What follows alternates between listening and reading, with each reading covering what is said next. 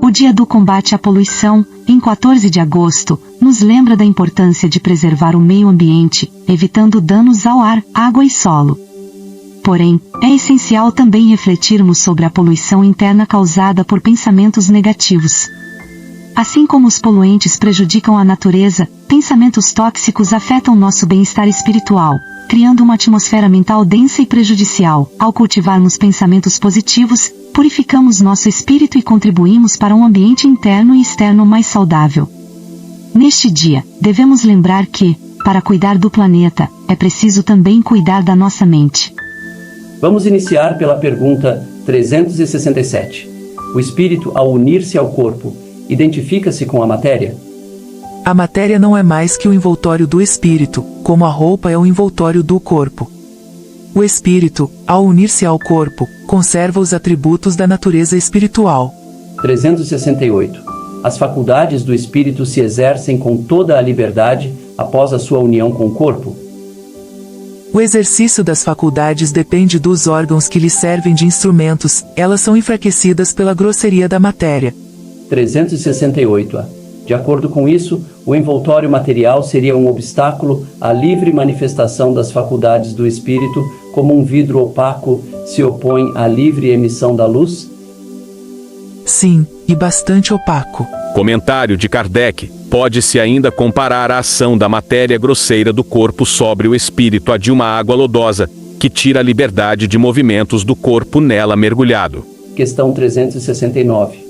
O livre exercício das faculdades da alma está subordinado ao desenvolvimento dos órgãos? Os órgãos são os instrumentos da manifestação das faculdades da alma.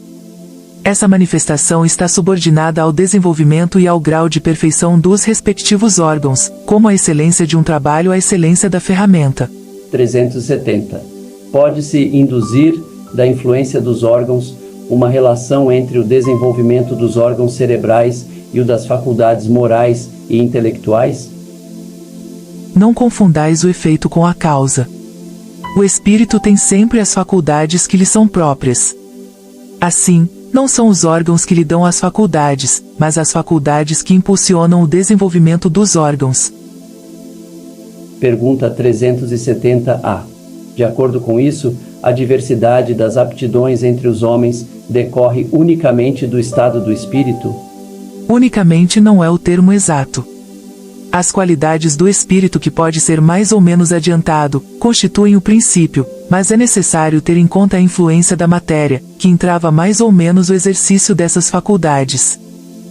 Comentário de Kardec. O espírito, ao encarnar-se, traz certas predisposições, e se admitirmos, para cada uma delas, um órgão correspondente no cérebro, o desenvolvimento desses órgãos será um efeito, e não uma causa. Se as faculdades tivessem os seus princípios nos órgãos, o homem seria uma máquina, sem livre-arbítrio, e sem a responsabilidade dos seus atos. Teríamos de admitir que os maiores gênios, sábios, poetas, artistas, não são gênios senão porque o acaso lhes deu órgãos especiais. De onde se segue que, sem esses órgãos, eles não seriam gênios, e que o último dos imbecis poderia ter sido um Newton, um Virgílio, ou um Rafael, se houvesse sido provido de certos órgãos. Suposição que se torna ainda mais absurda quando aplicada às qualidades morais. Assim, segundo esse sistema, São Vicente de Paulo, dotado pela natureza de tal ou tal órgão, poderia ter sido um celerado, e não faltaria ao maior celerado mais do que um órgão para ser um São Vicente de Paulo. Admiti, ao contrário, que os órgãos especiais, se é que existem, são consequentes, e se desenvolvem pelo exercício das faculdades, como os músculos pelo movimento, e nada tereis de irracional. Tomemos uma comparação trivial, por bem se aplicar ao caso. Através de certos sinais fisionômicos reconhecereis o homem dado à bebida. São esses sinais que o fazem bêbado, ou é o vício da embriaguez que produz os sinais? Pode-se dizer que os órgãos recebem a marca das faculdades.